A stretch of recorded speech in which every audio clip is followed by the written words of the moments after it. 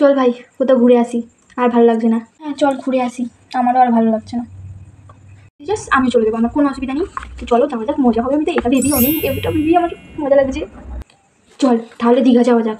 দীঘা তো অনেকদিন যাইনি, আর দীঘাতে সব কিছু চেঞ্জ হয়ে গেছে, দীঘায় যাবো চল। দাঁড়া আমি আমার মাকে জিজ্ঞাসা করি আগে। আমার মা যদি যেতে বারণ করে তাহলে আমি যাবো না, আর যদি যেতে বলে তাহলে আমি চলে যাবো।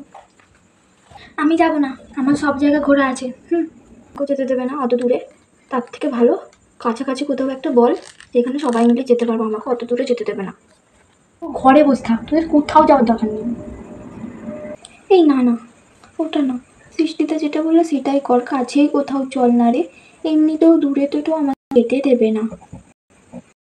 হ্যাঁ কাউকে কোথাও যেতে হবে না, কোনো এক্সট্রা করে বেরোতে হবে না। তার থেকে আমরা স্কুল থেকে বাড়ি ফেরার পথে স্কুলের পাশে যে ফুচকালাটা বসে ওর কাছে ফুচকা খেয়ে বাড়ি চলে যাবো। কারোর মাও বকবে না, কারোর বাবাও বকবে না, কাউকে কোথাও যেতেও হবে না, কারোর ঘোরা জায়গাও হবে না। এখানে প্রতিদিনই আছে, প্রতিদিনকারের মতো ফুচকা খেয়ে বাড়ি চলে যাবো, মিটে গেল ঝামেলা। আমি যে কেন ওদের বলতে গেলাম কোথাও ঘুরতে যাওয়ার কথা।